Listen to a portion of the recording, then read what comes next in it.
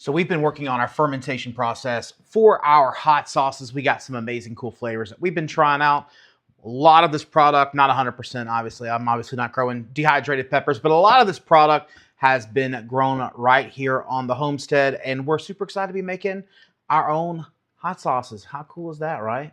So we're gonna be making hot sauce today, and our goal today is to answer our top question that I always get when people are asking me about the hot sauces is exactly how do you bottle and make sure the process is going to be clean and it's going to be shelf stable. So today we're going to be working on that.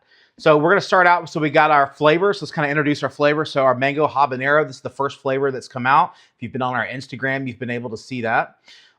This is our second one. It is a jalapeno, poblano, and serrano pepper hot sauce. It's got some nice, beautiful roasted garlic in there. The first batch that we put out absolutely molded out, so I'm hoping this one turns out. We got, I called it birria burn, so it's going to be a birria style hot sauce. We got a yellow peach. We got a peach birria and a peach mango habanero. Got a couple different things going on this one. This one's a little bit more of a playing on that very sweet and spicy level there with peach mangoes and habaneros with a drop of chamomile. So we're just going to kind of start down here on the end, and we're going to work our way all the way down. But this is kind of been the workhorse of our homestead here is this mango habanero. Habaneros are grown right here on the homestead. Mangoes picked up from a local market right down the road. So I'm going to lift her up. So this is our habanero mango hot sauce. So we're kind of looking for a couple things here. One, we're looking for no major discoloration here on the top. It smells good on top. It smells almost like a little bit of vinegar in a good way. But we got great coloration. There's no like extreme milkiness over the top of this. Nice to have great coloration though on our carrots and our garlic. So I think we are good to go. You can also kind of give it a little tap right there. Should get obviously a spicy note, but should have just like a nice, clean, acidic taste. That's kind of letting us know that it's ready to go. Now, we need to scientifically check this out, right? Because we can't just guess and check when it comes to this. There's many things that can happen with fermented items that if we are not careful. Big key one is that fantastic word called botulism. We need to make sure that this is shelf stable and it's going to stay shelf stable. So with that, we're going to be checking our pH. We want our pH to be below 3.2. So get your little pH meter. If you don't have one of these, check the description down below. Got one in the Amazon. That is an Amazon affiliates link, if you don't mind, just to be 100% transparent. Give this a hit. Oh, wow, this one's actually not this one's not up to it. This one's actually got more time. Hey, not a problem. It's going to add more flavor to it. Let's check our green peppers. See if our green peppers are up to it.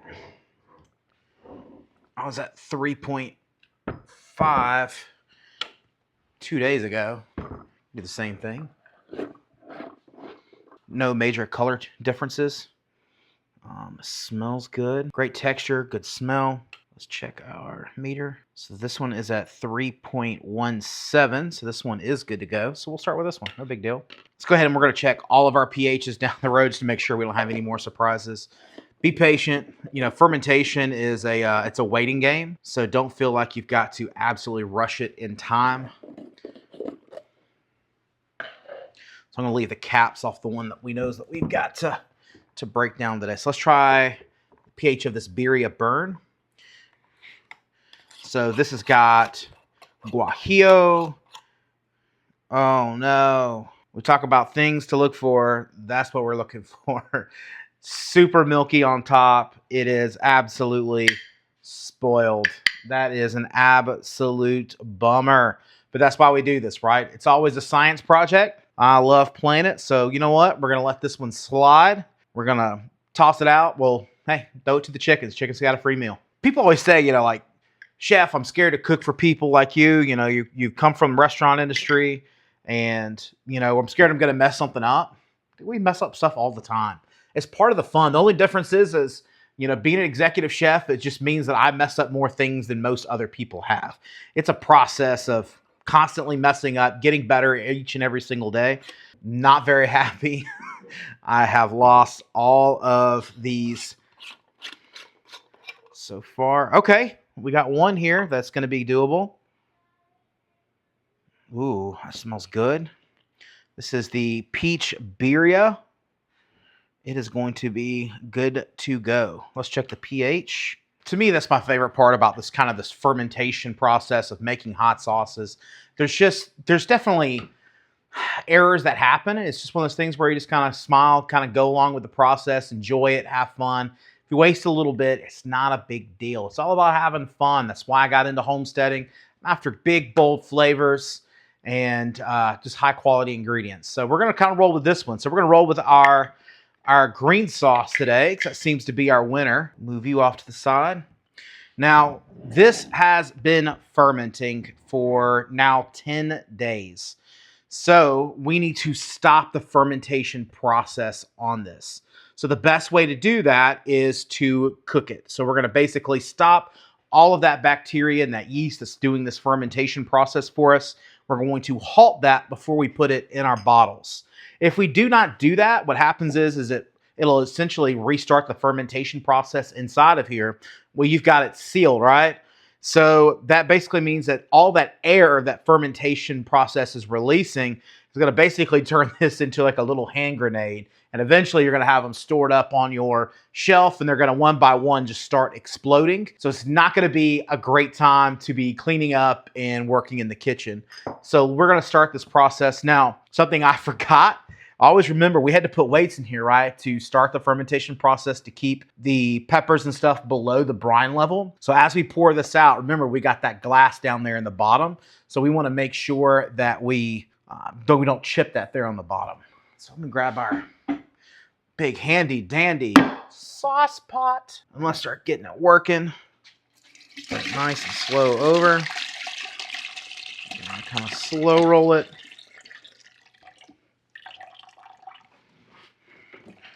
Get you some tongs. Those tongs. Start rolling it out. It smells so good. Very garlicky. The garlic that I got this last time was really strong. Again, I'm just kind of slow rolling it. Kind of see that. There we go. Locating that glass weight. Set that down right there. I think I only had one in this one. Sometimes I'll have two, you know. Now we're going to bring this up to a simmer. And we need to cook this until all the peppers are soft. And of course, the fermentation process is completely halted.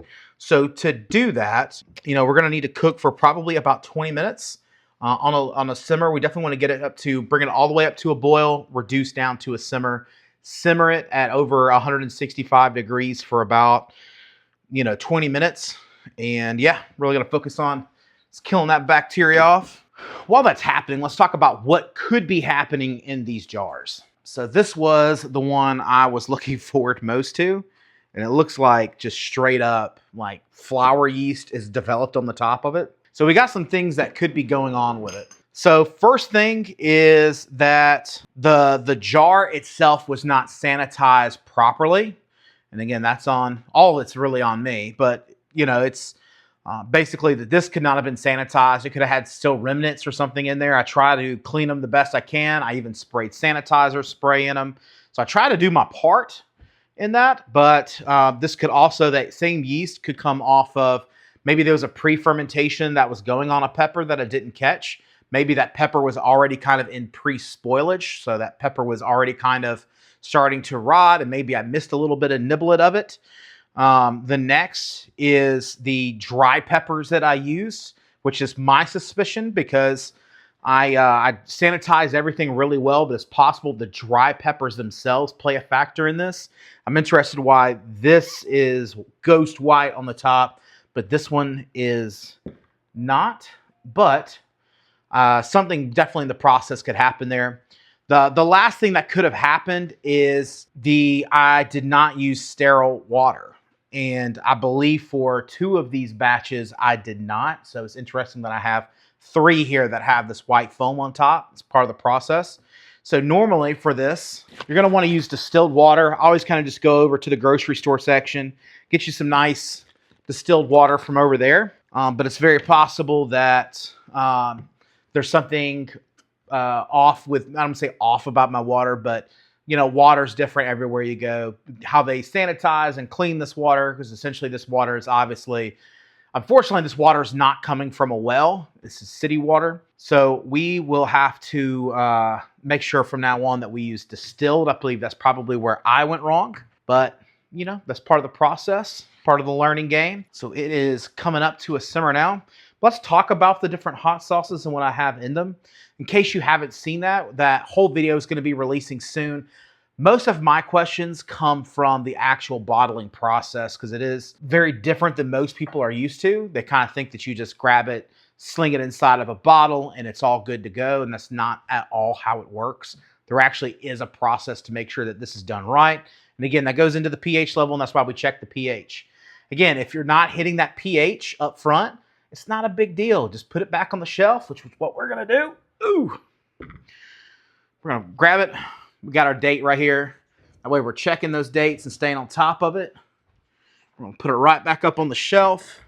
We're going to be good to go. So this is at 3.17, so we're going to go ahead and start warming this one up as well. It is starting to warm up in here, so if you don't mind, I am going to kind of turn on a fan over here on the side. You're going to absolutely turn your house into a ball of mace if you are not running your fans. So I am going to have a little bit of background noise here for a little bit, but I'm not going to be absolutely losing my eyesight and tearing up and crying on YouTube. Yeah, just kind of keep that in mind. Again, as we're cooking, all those vapors and everything are going to be going up into the air, and I'm kind of already feeling it in my lungs a little bit. So we're going to kind of get the AC rolling.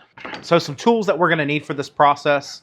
We're going to need a large bowl, big batch. We got an extra big bowl. It's like having a bowl or two extra on hand. We're going to need a strainer, or we need a fine mesh specifically, because we're going to fine mesh strain it so we got no solid particles in the hot sauce. And also we need to separate our solids from our liquid, because we're going to decide that thickness that we're looking for based on here on the blender. So we're going to get those solids out, put them in here, get those liquids, and we're going to add to that and to loosen it up and make sure that we get the right thickness. So our birria our birria and peaches are done. So I'm going to grab our bowl, move those out of the way before I knock everything over. I want to just give it a strain.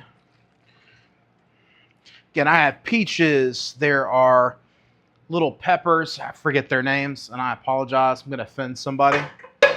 Cinnamon, garlic, red bell pepper to kind of help add with that color. And I think it's going to be delicious. I can already smell that cinnamon and everything on there. This is going to add just a really good flavor to it.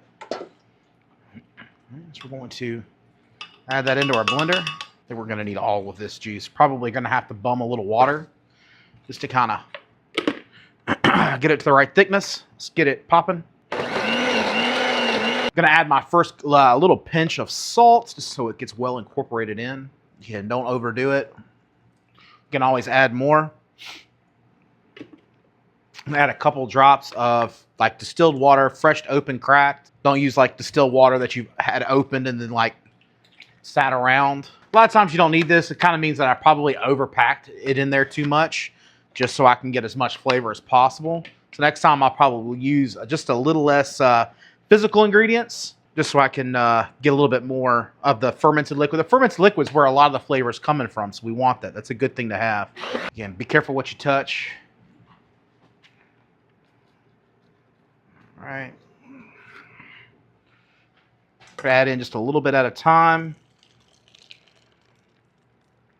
I think this little tiny batch, everything's going to fit in there. That's fantastic. So this kind of helps pull out all of the extra bits, because again, we had like whole garlic clove in there. We did have whole dry peppers. There was cinnamon sticks, a little couple cumin seeds. This has definitely got some heat to it. Loving the color on this already. It's also going to help collect up any seeds that we might have missed. Seeds are they add like kind of like a bitter taste to things, so I don't like seeds in my stuff. Also can potentially lead to it being way too spicy. There we go. We're going to put this pulp over into the chicken bin. So now we've got this super flavorful hot sauce. let's give it its first taste. I'll admit, I'm a little weirded at how spicy this is gonna be. So this is a birria peach. Smells so good. So I actually think it's a lot, not as spicy as I thought it was gonna be, which I'm very thankful because I put a lot of peppers in it. I will pass the baton on to you, my love. It is a little spicy in the air in here, isn't it? It is. It's got my nose starting to go. A little pungent. A little pungent in here. Pungent. All right. That's really good. You can really taste this on the kicker on the back end, but not as much as the hot mango habanero. It does have quite a bit of flavor to it. It gets like the center, like the very center of the tongue. Yeah. So sorry, the spices like it moves behind up the us tongue. going has got me a little confused with this right here. No, it's not your fault. I definitely taste the peach in it. Okay. And the birria. Yeah. Like it's a very, very, very, like I want to taco. All right. That's what we're looking for, right? Yeah, and I want like roasted or grilled peaches. I don't even like grilled peaches. So I was going to say, if you want to go all out with your tacos, I think that this would be a really yummy flavor to add to it. Like I could see a wing it, hear me out, a wing it charcuterie board. A wing it charcuterie board. That would be delicious. And you do like 18 different types of wings or however however many. And then you add like, with this one, I would love like grilled peaches with a wing. I think like, yeah. I don't know. I just think that I think those dehydrated peppers really kind of add in that flavor. For sure. Something that's really different. All right. Well, we're going to bottle this up real quick and show you guys how it's done. And so we can get it moving on. Then we'll get started with our greens. So let's start getting these into the bottle. And then you don't have to watch the entire process. I think once you get it one, you kind of get all the others. So nice, loose. Going to add it into our hot sauce bottle.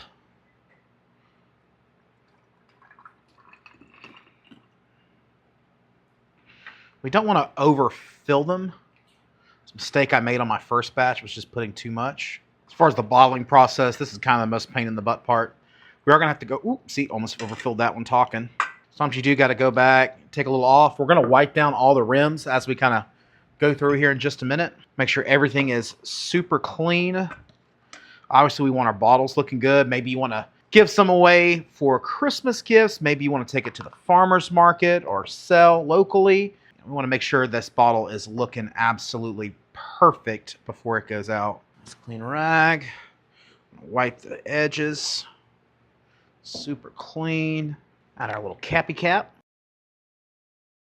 Go.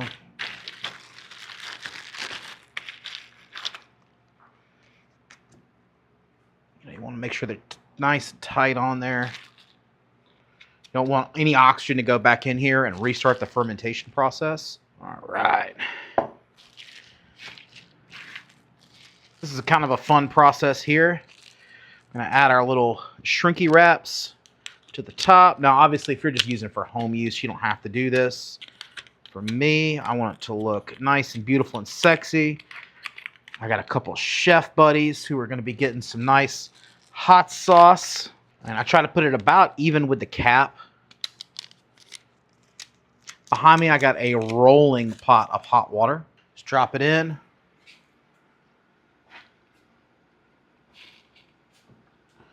Look, nice and beautiful. Nothing left to do now but add on your beautiful label.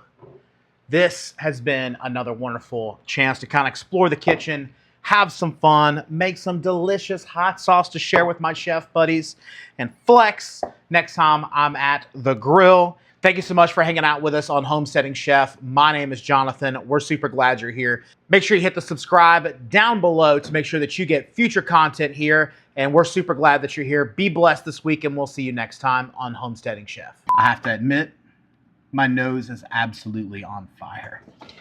Ooh.